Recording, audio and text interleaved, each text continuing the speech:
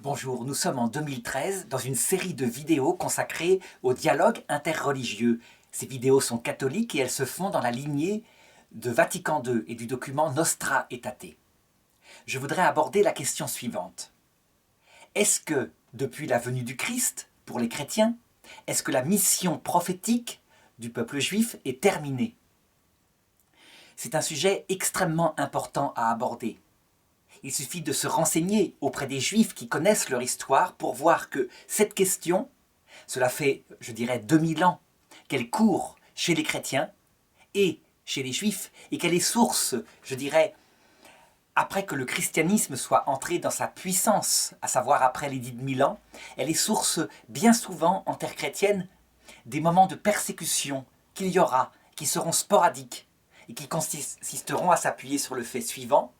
Le peuple juif serait maudit parce qu'il aurait rejeté celui qui devait le visiter, le Christ. Et donc sa mission serait terminée, il n'aurait plus qu'à disparaître, il serait un accident de l'histoire. Pour appuyer cette théologie, qu'on appelle la théologie de la substitution, ça veut dire que, en fait, l'Église chrétienne serait le remplacement de l'ancienne alliance. Le peuple juif qui témoignait de la venue du Messie, était comme une image du vrai peuple de Dieu qui devait arriver, à savoir le peuple des chrétiens. C'est une théologie qui existe aussi en terre musulmane, sauf que pour les musulmans, la substitution se fait par l'Oumma, la vraie communauté des fidèles de Dieu, ceux qui ont, je dirais, qui ont été fidèles à des textes qui n'ont pas été falsifiés. Cette théologie de la substitution s'appuie sur certains passages des épîtres de saint Paul. Quand par exemple saint Paul s'énerve du fait que la parole de Dieu n'est pas reçue dans les communautés juives, et qu'il finit par dire « Eh bien, puisque c'est comme ça, puisque les païens acceptent le message du Christ, je me tourne vers eux. Et Dieu saura faire porter son fruit à son alliance à un peuple, un autre peuple. Le flambeau sera donc enlevé au précédent peuple qui l'avait porté. » Évidemment, on verra par la suite que ce passage n'en est qu'un et que saint Paul a bien d'autres passages beaucoup plus subtils sur la mission du peuple juif. C'est aussi par rapport à ce passage de Jésus, où Jésus se désole en Matthieu chapitre 23, verset 37. « Jérusalem, Jérusalem, toi qui tues les prophètes et lapides ceux qui te sont envoyés. Combien de fois ai-je voulu rassembler tes enfants à la manière dont une poule rassemble ses poussins sous ses ailes, et vous n'avez pas voulu. Voici que votre maison va vous être laissée déserte. » Donc il y a véritablement, en s'appuyant sur ces textes-là, une théologie de la substitution totale. Israël aurait chuté. Israël, sa mission serait donc terminée. Dans Nostra Aetate, dans Vatican II, l'Église reconnaît que Israël n'a pas accueilli le Christ, ce n'est pas le problème. La question qui se pose, c'est est-ce que la mission prophétique d'Israël est terminée? En tout cas, au cours de l'histoire de l'Église, c'est ce que pensèrent de nombreux théologiens et même des saints. Il suffit de se rappeler par exemple de Saint Louis. Saint Louis, c'est le roi de France, le roi très chrétien, au sommet du Moyen-Âge, à l'époque des cathédrales, des sommes de théologie. Donc on peut dire que la civilisation chrétienne semble devoir s'imposer au monde entier. Saint Louis, il se constitue une théologie de la fin du monde et il se dit ceci. L'évangile sera annoncé à toutes les nations et alors viendra la fin.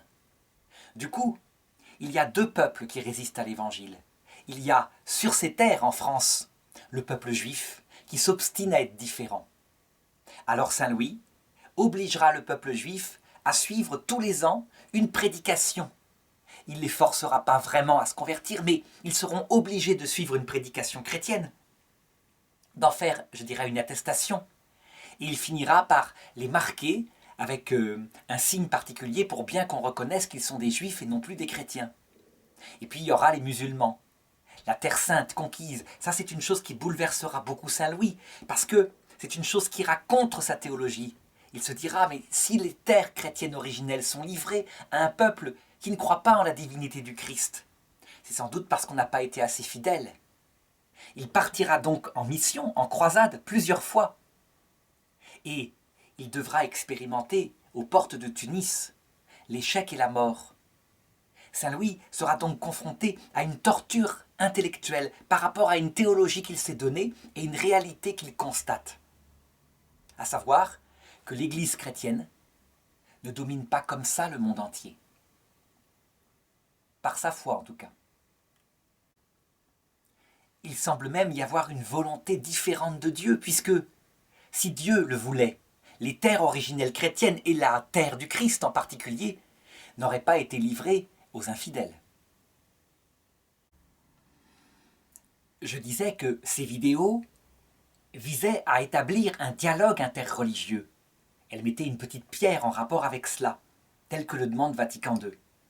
Et donc, je pense que la première chose à faire, lorsqu'on fait un dialogue interreligieux, c'est certes une attitude d'ouverture à l'autre, ce qui est le cas ici, mais c'est aussi de manifester ce que croit vraiment, en tout cas l'Église catholique, puisque l'Église catholique, elle a un magistère unifié. À savoir, répondre à la question, est-ce que pour l'Église catholique, est-ce que la mission d'Israël est terminée? Est-ce qu'Israël n'a plus de raison d'exister?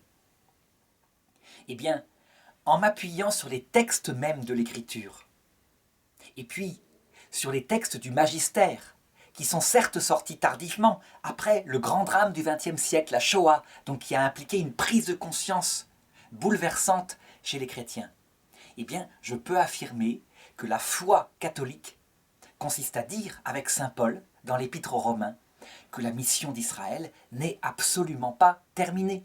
Je parle de sa mission prophétique.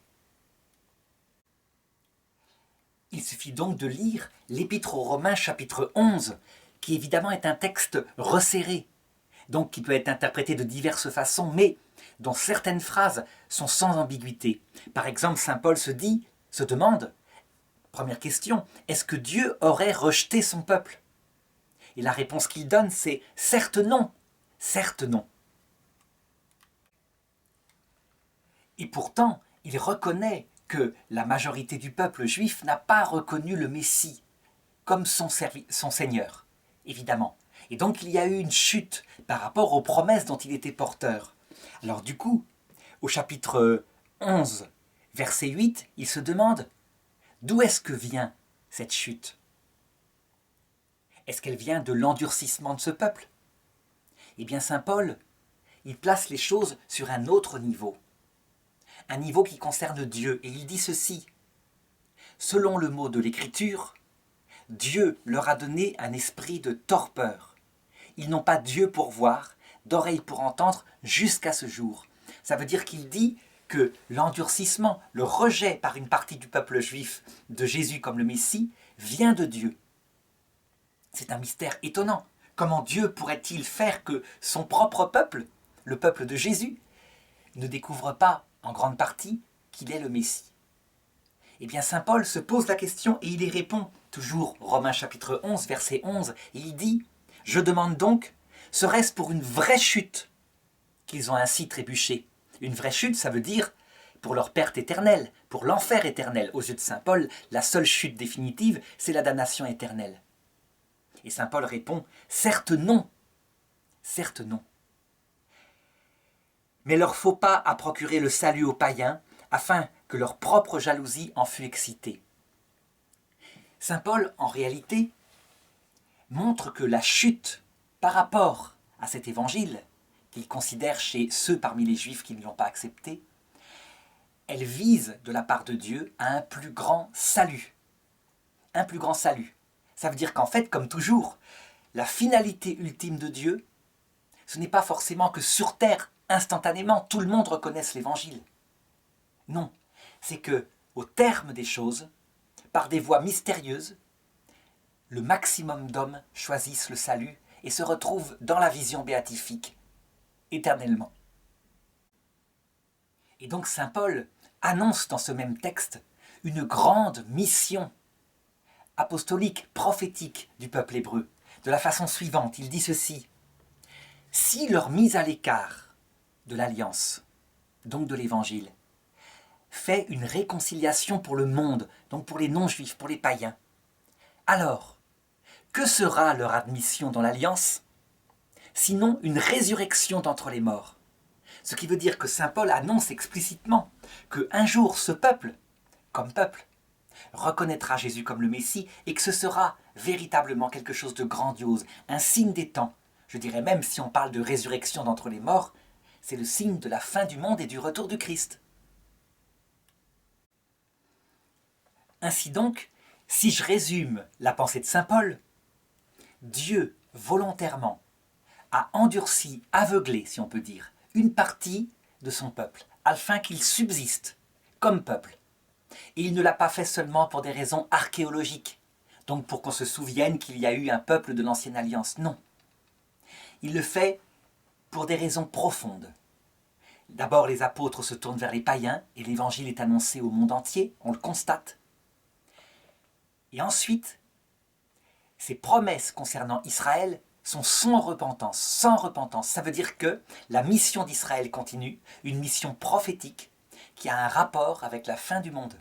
À savoir que vers la fin du monde, ils reconnaîtront le Christ comme leur Messie et que ce sera comme une résurrection d'entre les morts. Donc un signe grandiose annonçant le retour du Christ. Alors évidemment, on voit que cette doctrine de saint Paul, elle est complexe. On aimerait bien avoir plus de détails.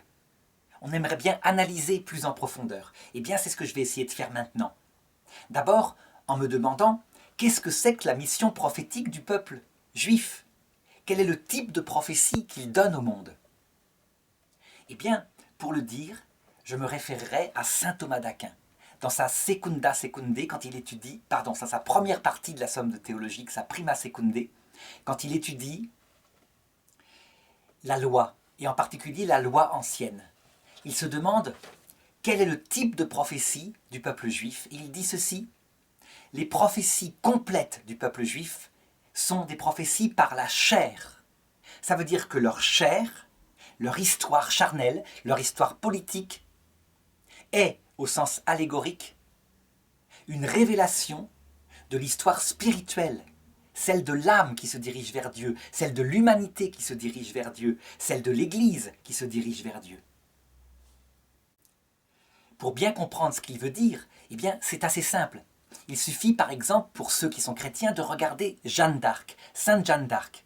Elle a un combat charnel, elle prend une épée de fer, elle délivre la France, qu'elle considère comme le royaume de Dieu, la fille aînée de l'Église, d'envahisseurs qui la persécutent, les Anglais.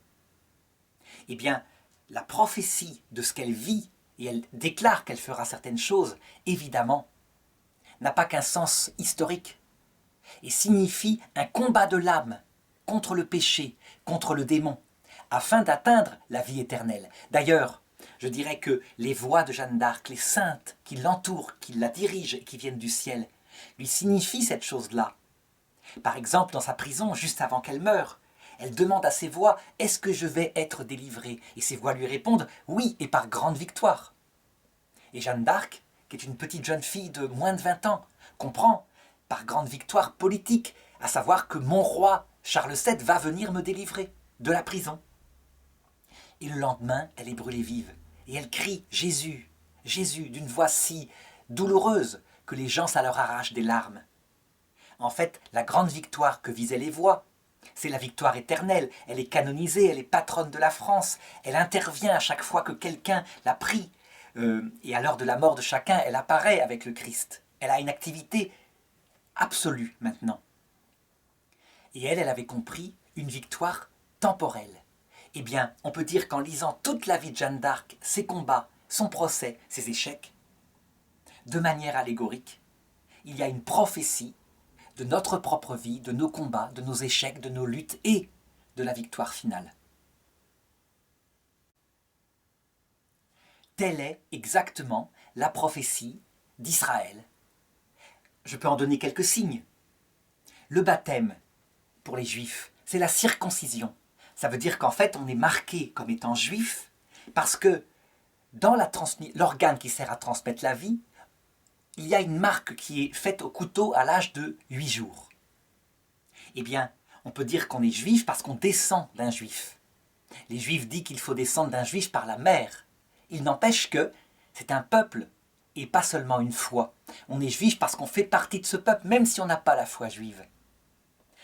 C'est le signe d'une autre forme de baptême, spirituel celui-ci, qui consiste à être enfant de Dieu, parce qu'on a reçu le baptême d'eau et d'esprit, à savoir on croit en Dieu, on vit de sa présence par la prière, au jour le jour, on vit de sa grâce.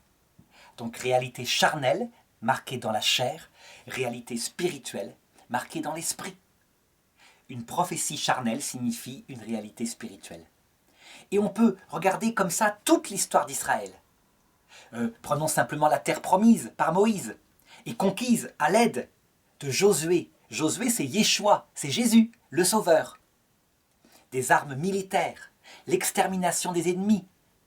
Sens spirituel, Jésus, le vrai Sauveur, des armes spirituelles et non plus charnelles cette fois, et l'extermination des ennemis, à savoir les péchés et le diable. Donc, la terre de Canaan, terre qu'attendait Moïse, il attendait que ça, il n'a jamais parlé de la vie éternelle, était bien le signe, le symbole de la terre éternelle, spirituelle, qu'il a obtenue et qu'il a compris être telle à l'heure de sa mort, évidemment.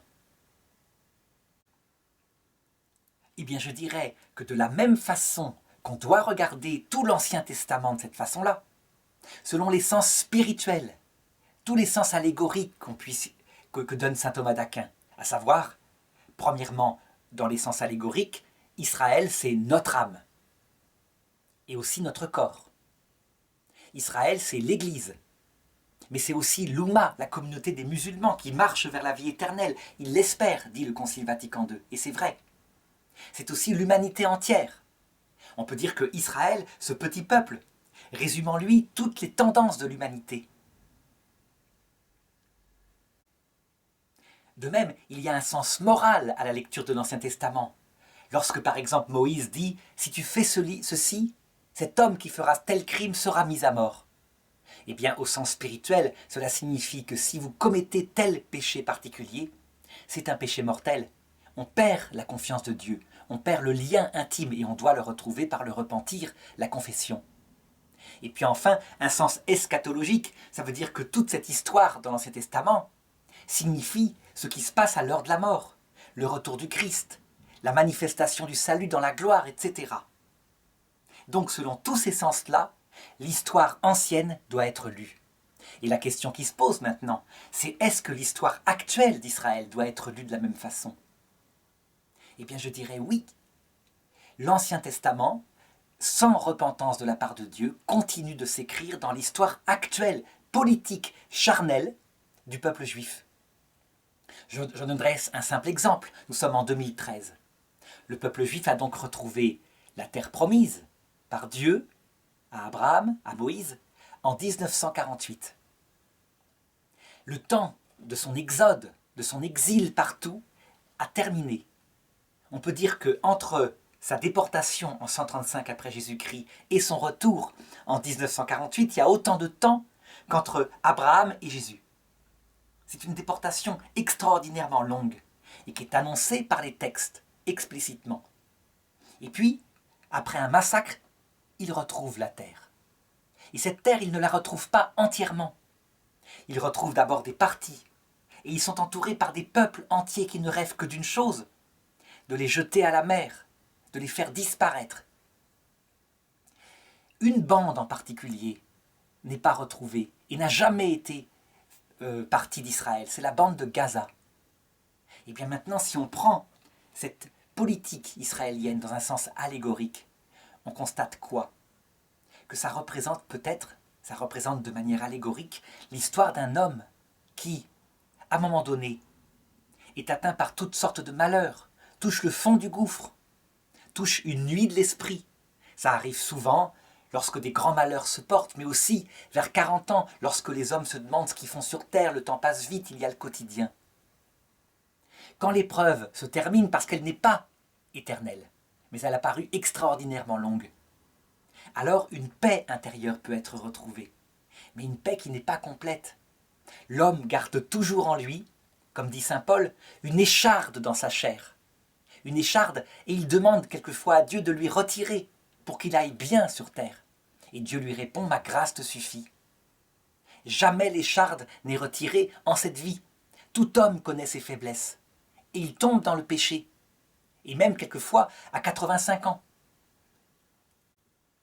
Seulement, après l'épreuve, souvent les hommes constatent qu'il y a un temps de paix qui arrive, un temps plus paisible.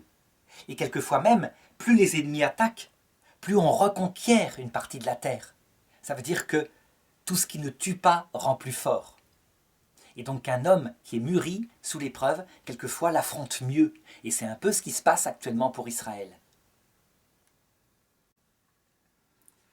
Alors certaines personnes qui refusent que le peuple juif ait encore une mission disent « mais c'est pas possible, la mission ne peut être que terminée. D'abord, il suffit de regarder la manière dont s'est créé l'État d'Israël. Il n'est même pas créé pour raisons religieuses. C'est pour raisons politiques nationalistes. Ce sont les sionistes, donc des gens qui souvent sont communistes, et qui arrivent, en se servant de la Shoah qui a eu lieu, à recréer l'État d'Israël. Donc, ce qui est politique ne peut pas avoir un sens religieux. Eh bien, je réponds avec saint Thomas d'Aquin. C'est dans leur chair que ce peuple est prophète. Ça veut dire que même la politique politicienne de ce peuple est prophétique, elle signifie l'humanité tout entière. Donc le fait que ça soit fait non pour des raisons religieuses, mais pour des raisons politiques, n'enlève absolument rien à la prophétie, puisque c'est justement la politique qui est signe prophétique de la vie spirituelle. Et ils n'y peuvent rien. Ils ont été choisis par Dieu comme pour cela, et quoi qu'ils fassent, tout est symbolique, tout a un sens symbolique pour celui qui sait le regarder chez eux. Alors une autre objection venant de ceux qui sont très souvent anti-juifs, qui ne les aiment pas, c'est de dire « mais regardez les juifs, ils sont comme ci ou comme ça ». Et ils prennent en exergue un juif particulier, par exemple un juif qui serait banquier, en disant « regardez les juifs, ils sont avares, très proches de leurs sous,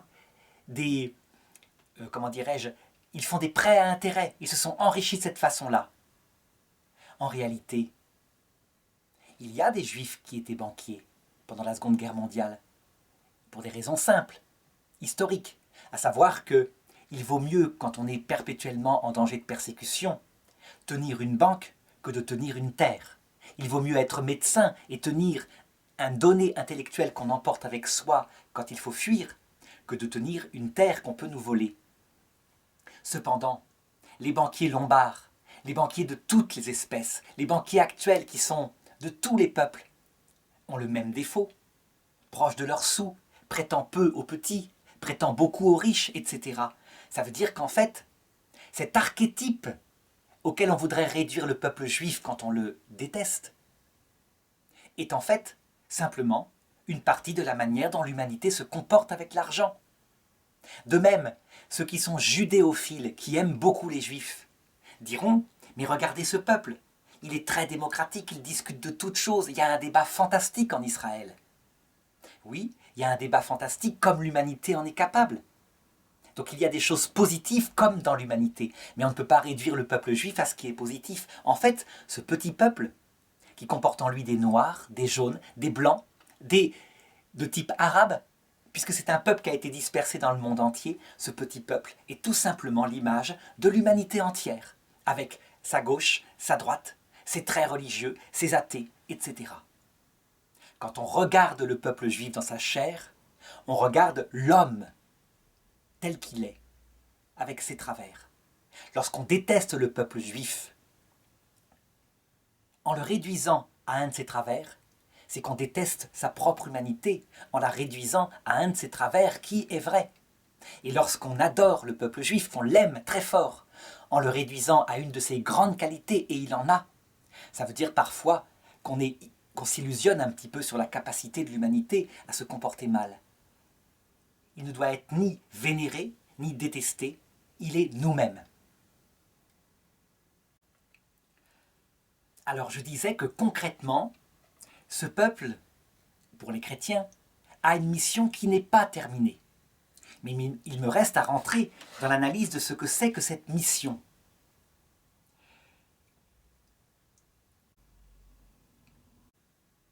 Les premiers à avoir étudié la mission du peuple juif, ce sont, il faut le reconnaître, les églises protestantes. En effet, elles se sont remises à lire l'Écriture directement. Et donc, en analysant l'Écriture, la mission du peuple juif leur est apparue clairement. Pour l'Église catholique, la prise de conscience de cette mission prophétique, on peut dire qu'elle s'est développée énormément après la Seconde Guerre mondiale. Je pense à des grands théologiens comme le cardinal Journet. Seulement, en se développant, à ce moment-là, elle a pris une richesse très grande parce qu'elle s'est appuyée sur une tradition de 2000 ans, accumulée chez des docteurs de l'Église, etc. Et donc les théologiens se sont rendus compte que dans les évangiles et aussi dans l'Ancien Testament, après la venue du Christ, il y a 7 grandes prophéties qui concernent le peuple juif et son histoire. Certaines sont réalisées et d'autres ne le sont pas encore. Toutes, par contre, sont du même style que j'indiquais tout à l'heure, c'est-à-dire qu'elles se réalisent charnellement. Ça veut dire très matériellement, dans l'histoire politique d'Israël, un peu comme les témoins de Jéhovah interprètent toutes les prophéties. Mais évidemment, attention, leur sens rappelle un sens spirituel, comme je le disais tout à l'heure. Alors, le mieux c'est de les donner une par une, pour voir à quel point c'est du concret. Une des prophéties ayant été réalisée, eh bien, elle a servi très curieusement à certains exégètes pour dire que les Écritures avaient été mises en place après sa réalisation. Chose qui va être très difficile à dire pour les 6 autres prophéties qui visiblement se sont réalisées bien plus tard dans l'histoire. Donc la première prophétie, c'est quand Jésus se trouve devant le temple de Jérusalem, qu'il le voit et qu'il dit « Vous voyez ce temple ? Il n'en restera pas pierre sur pierre que tout ne soit détruit. » Et il montre le temple de Jérusalem qui vient d'être terminé. Et les Juifs qui sont là disent « Il a fallu 50 ans pour le construire et toi tu le rebâtirais en 3 jours. » Saint Jean explique ensuite qu'il comprit après la résurrection de Jésus qu'en fait il parlait de son corps. On a là donc l'archétype même des prophéties concernant le peuple juif. Jésus montre le temple charnel de pierre, on peut dire, matériel. Il a vraiment été détruit. 40 ans, pratiquement, jour pour jour, après qu'il ait prononcé cette parole-là, en 70 après Jésus-Christ. Mais en fait, lui, comme Dieu, pour les chrétiens, il parle d'autre chose. Il pense tout de suite son propre corps, donc sens allégorique, qui sera détruit, qui ressuscitera 3 jours plus tard. Mais il pense aussi à notre propre corps, sens allégorique, nous mourrons tous. Mais 3 jours symboliques plus tard, nous ressusciterons, nous serons ressuscités par lui. Il pense aussi à l'Église, qui devra, dit le catéchisme de l'Église catholique au numéro 675, vivre une épreuve semblable. Elle subira la persécution, elle mourra, mais 3 jours symboliques plus tard, elle ressuscitera. Il pense à l'humanité entière, qui connaîtra une mort, en tout cas intérieure, par des épreuves, des souffrances, etc. Le but de tout cela, eh bien Jésus l'explique. Si le grain de blé tombé en terre ne meurt pas, il reste seul. Mais s'il meurt, il porte beaucoup de fruits. En fait, le but, c'est le salut éternel. En acquérant un cœur brisé, un esprit qui a souffert, alors l'homme, l'Église, l'humanité devient prête à entrer dans le paradis qui consiste à voir Dieu face à face.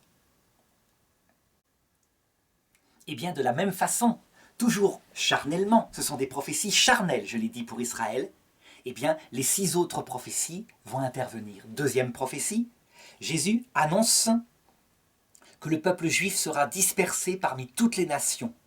Luc chapitre 21, verset 24, il y aura une grande détresse sur la terre et colère contre ce peuple. Ils tomberont sous le tranchant du glaive et ils seront amenés captifs dans toutes les nations.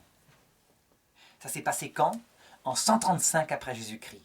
L'empereur Hadrien, empereur romain, voyant que ce peuple continuait de perpétrer des assassinats, de se révolter, décida de lui interdire sa propre terre, de le déporter partout dans l'Empire. Il fit construire à la place du temple de Jérusalem un temple dédié à Zeus olympien. Héliocapitolina devint le nom de la nouvelle ville et non plus Jérusalem. On peut dire que ce jour-là, pour le peuple juif, l'abomination de la désolation était à la place du temple saint. Et ce peuple semblait ne plus devoir exister comme peuple et se disperser complètement. Sens matériel, daté, sens spirituel, allégorique, absolument concret, à savoir que tout homme, pendant sa vie, ou à l'heure de la mort, ou après la mort au purgatoire, connaît, à un moment donné, une phase où tout semble perdu. et il touche du fond du cœur le désespoir. Ça veut dire que le peuple hébreu, dans ce qu'il vit, est le signe de ce passage par la croix que tout homme tôt ou tard doit connaître, pour des raisons, comme je le disais, de salut éternel, de préparation du cœur, absolument nécessaire parce que nul ne peut voir Dieu sans être passé par la mort, en tout cas la mort intérieure. Alors évidemment, cette deuxième prophétie qui s'est réalisée si tardivement ne peut pas avoir été écrite avant. Donc les Écritures ne peuvent pas dater de après 135, c'est évident. Et là on voit qu'il y a véritablement quelque chose qui est fortement annoncé dans les Écritures. Mais ce n'est pas terminé. Troisième prophétie.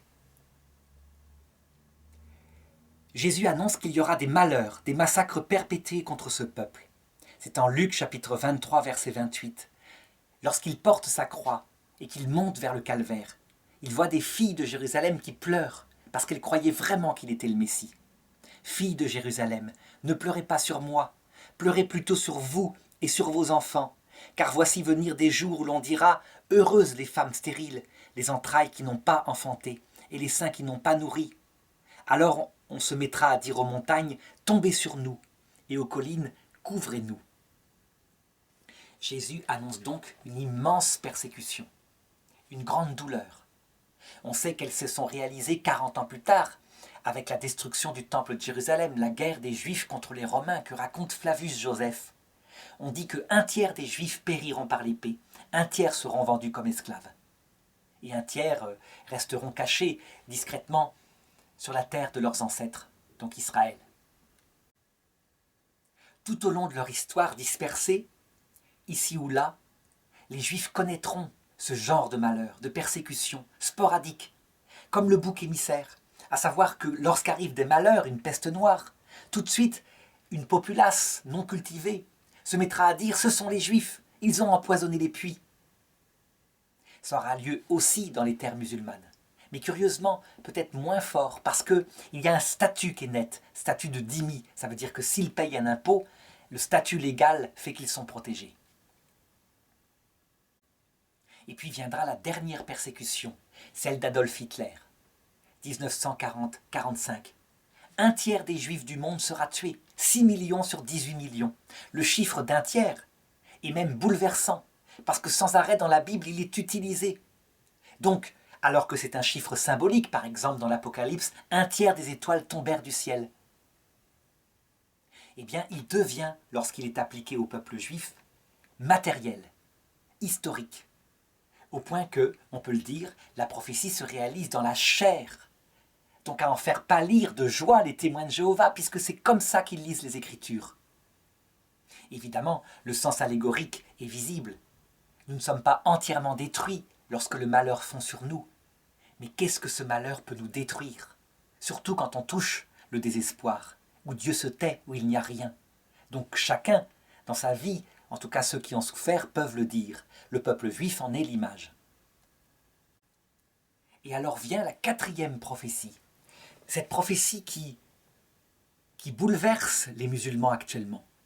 Je dirais même qui les met en colère. Et qui pourtant est aussi gardée dans le Coran, qui est dite sans arrêt dans l'Ancien Testament, et qui pour les chrétiens est annoncée sans cesse. Mais c'est une prophétie que l'Église aura du mal à accepter dans son sens religieux, parce que dans son sens politique, elle la choquera beaucoup. Il s'agit de ceci. Ce peuple reviendra dans la terre d'Israël et prendra de nouveau possession de la ville sainte. Luc chapitre 21, verset 24. Jérusalem sera foulée par les nations jusqu'à ce que soit accompli le temps des nations. L'Église catholique mettra énormément de temps à reconnaître Israël comme un État. Il est recréé en 1948. Pourquoi? Parce que même s'il y a une prophétie, ce qui lui déplaît, c'est l'injustice politique qui apparaît là. À savoir qu'une terre laissée déserte pendant 2000 ans a été peuplée par un autre peuple, et un peuple qui certes y a été arraché 2000 ans avant, s'y réinstalle. Chez certaines églises protestantes, au contraire, la lecture des prophéties de l'Écriture qui annoncent que le peuple juif retourne dans sa terre a provoqué un sionisme politique chrétien.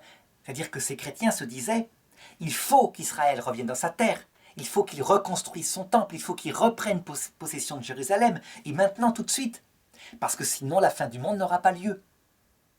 L'Église catholique, quant à elle, elle n'est pas sioniste, mais elle n'est pas non plus anti-sioniste. Elle constate qu'il y a une prophétie religieuse, mystérieuse, et elle pose la question à Dieu.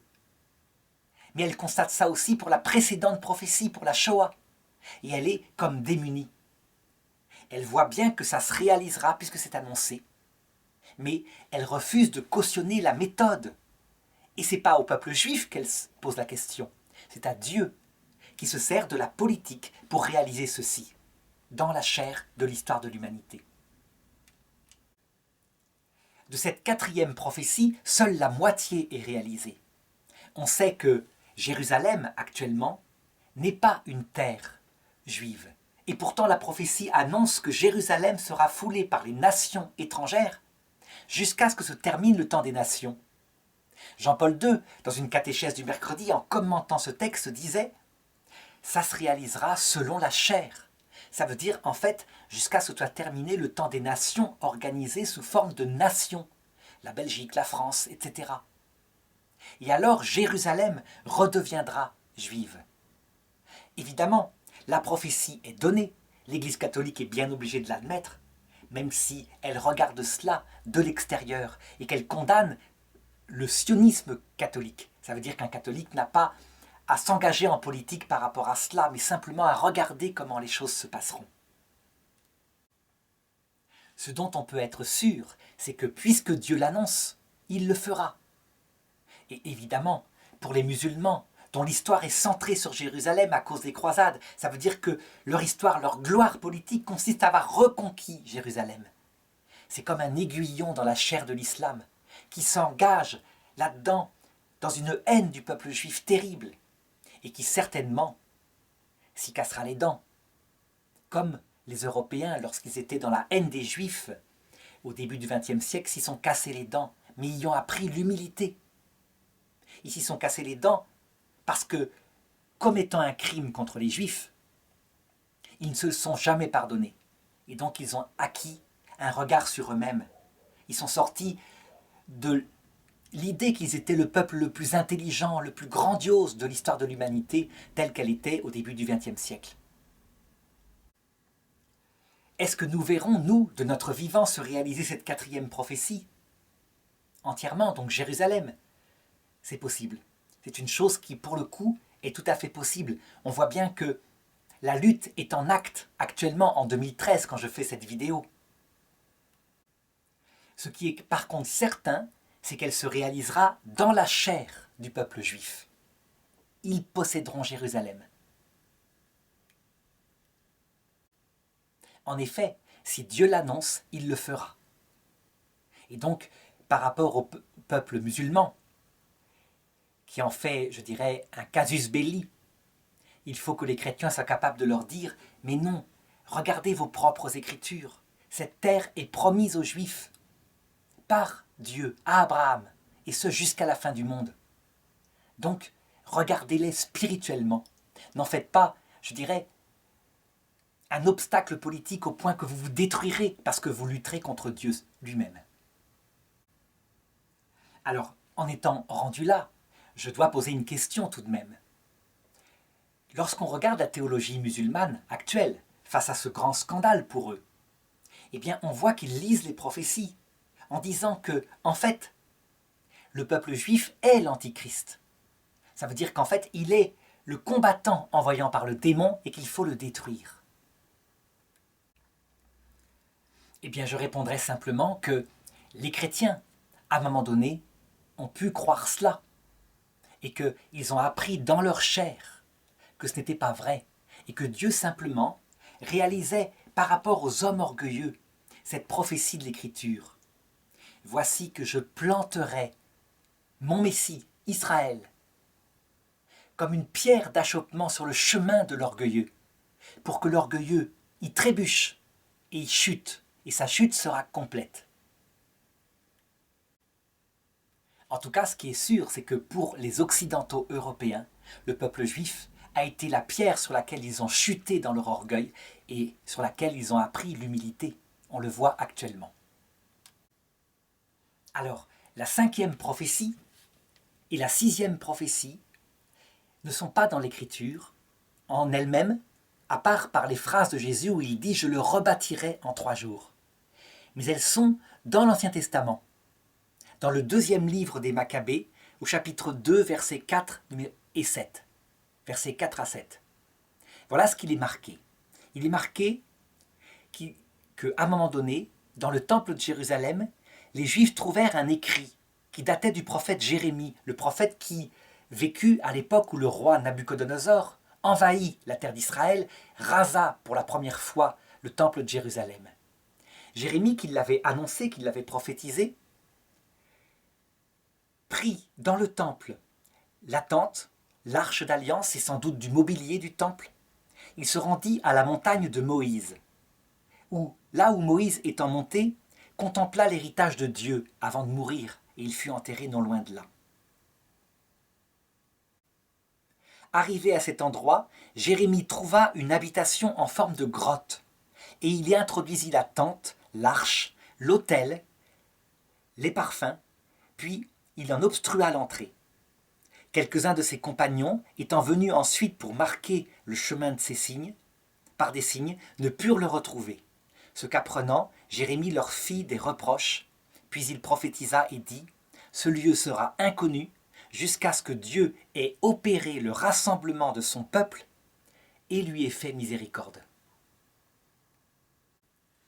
Ainsi donc, 5e prophétie, il est annoncé explicitement que l'arche d'alliance, construite par Moïse, le tabernacle où Dieu habitait, et dans lequel Moïse avait mis 3 choses. De la manne, donc la nourriture du désert, le bâton d'Aaron, qui avait fleuri, donc l'autorité du prêtre, et troisièmement, les 2 tables de la loi, que lui-même avait gravées après avoir cassé celles qui étaient écrites de la main de Dieu. Et donc il est annoncé que le tabernacle sera retrouvé. Le sens littéral doit être appliqué à ce texte, encore une fois. Il ne s'agit pas ici d'un texte symbolique, ça veut dire que ceux qui parmi les chrétiens disent, ça veut dire que le peuple juif trouvera les tabernacles chrétiens où est présent le corps du Christ. Non, ce n'est pas ça qui est annoncé. Il est annoncé que l'arche d'alliance originelle, celle construite par Moïse, sera retrouvée. Comme toujours, ces prophéties ont un sens littéral pour le peuple juif. Ils prophétisent dans leur chair. Et la 6e prophétie continue. Jérémie prophétise ceci, et il dit « Alors, donc lorsque l'arche d'alliance sera retrouvée, alors le Seigneur manifestera de nouveau ses objets, la gloire du Seigneur apparaîtra dans la nuée, comme elle se montra au temps de Moïse, et quand Salomon pria pour que le saint lieu fût glorieusement consacré. » Ce qui veut dire, 6e prophétie, que le temple de Jérusalem sera rebâti. Encore une fois, il faut lire cette prophétie au sens littéral. Il ne s'agit pas d'une prophétie métaphorique qui annonce la résurrection. Ça, le peuple qui porte le sens allégorique et qui est réel, c'est le peuple chrétien et je dirais les musulmans aussi qui attendent la résurrection à la fin du monde. Le peuple juif, encore une fois, est prophète dans ses signes matériels. Et donc, on voit ici ou là, lorsque les gens lisent ces textes, se lever des théologiens, entre guillemets, qui attribuent cette prophétie et le fait que le temple sera rebâti à un complot satanique venant des Juifs. Lorsqu'on lit littéralement ces textes-là, on voit que toutes ces interprétations autour de Satan, de l'Antichrist, de la volonté de faire disparaître le christianisme, sont des folies. Ça vient de Dieu.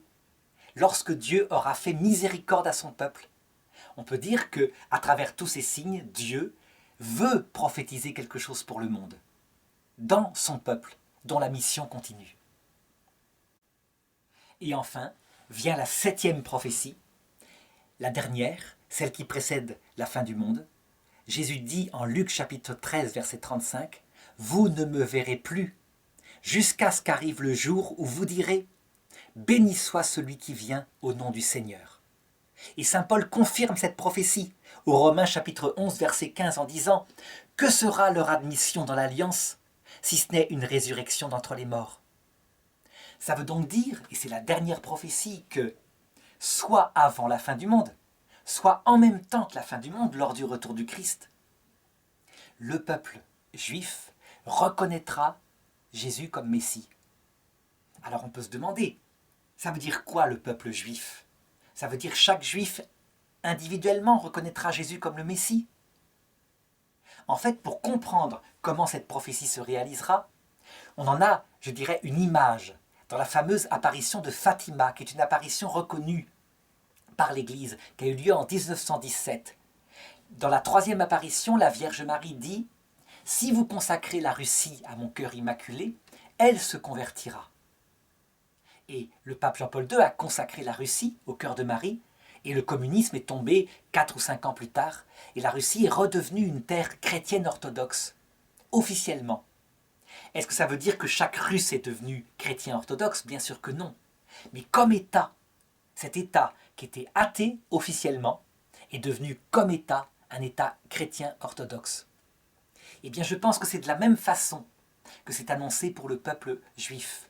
À savoir que de la même façon que ce n'est pas tout le peuple juif qui a tué Jésus, mais les autorités officielles du peuple, le Sanhédrin, le grand prêtre, qui ont voulu sa mort. Donc c'est une autorité politique. De la même façon, vers la fin du monde, pour une raison ou pour une autre, le peuple juif, comme autorité politique, officiellement, reconnaîtra que Jésus était le Messie qu'il attendait. Est-ce que c'est une chose que nous verrons de notre vivant? Ça me paraît impossible. On voit bien que ces prophéties se réalisent à travers toute l'histoire. 1948, la dernière en date qui s'est réalisée. Peut-être que, comme je le disais, nous verrons Jérusalem redevenir une terre juive, mais il reste encore du temps que d'autres générations verront, évidemment. En tout cas, c'est mon opinion. Comment est-ce que concrètement se fera cette reconnaissance par le peuple juif de Jésus comme Messie? Nous n'en savons rien. Nous avons certes ici ou là quelques textes qui sans doute sont métaphoriques de cette histoire. Je pense par exemple à la manière dont Joseph, vendu par ses frères en Égypte, se fit reconnaître d'eux. On a là visiblement une analogie métaphorique. Ses frères viennent en Égypte, lui porte le costume égyptien. Il a beau faire des tas de signes pour leur indiquer que c'est lui, ils ne le reconnaissent pas. Il a beau parler dans leur langue, ils ne le reconnaissent pas. Il faudra que ces gens-là, ses frères, manifestent qu'ils ont vraiment changé en voulant sauver le petit frère Benjamin qui est accusé d'un vol terrible, pour que enfin Joseph retire sa coiffure égyptienne et leur dise « Je suis Joseph ». Et là, ils n'y croiront pas leurs yeux. Donc c'est sans doute de cette façon-là que ça se passera. De la même façon que, comme dit saint Paul, le peuple juif a comme les yeux aveuglés pour ne pas reconnaître le Messie, parce que Dieu se garde ce peuple comme grande prophétie du retour du Christ. Ce qui est certain par contre, c'est que de même que Jésus est venu la première fois par le peuple juif, a été mis au monde par une femme juive. De même, lorsqu'il reviendra dans sa gloire, il reviendra par le peuple juif. Ce sera le comportement positif du peuple juif qui fera que Dieu déchirera le ciel et qu'il reviendra accompagné des saints et des anges, présentant son évangile au monde entier. C'est de cette façon-là qu'un chrétien, en tout cas un catholique, doit regarder le peuple juif. Mais attention, toujours ce regard spirituel, dit l'Église catholique. À savoir que les chrétiens catholiques ne peuvent pas entrer dans le côté partisan politique. Ils doivent essayer d'être le plus extérieur possible par rapport à une politique qui ne les concerne pas. Même si, de fait, toutes ces prophéties concernant le peuple juif se réalisent dans une vie politique. En effet, pour les chrétiens, s'ils vivent leur foi, les musulmans, pleins de haine actuellement pour le peuple juif et rêvant de sa destruction, sont des hommes que Dieu peu à peu conduit vers le salut, que les Européens se souviennent de leur propre histoire, et alors ils comprendront que Dieu saura changer le cœur des musulmans.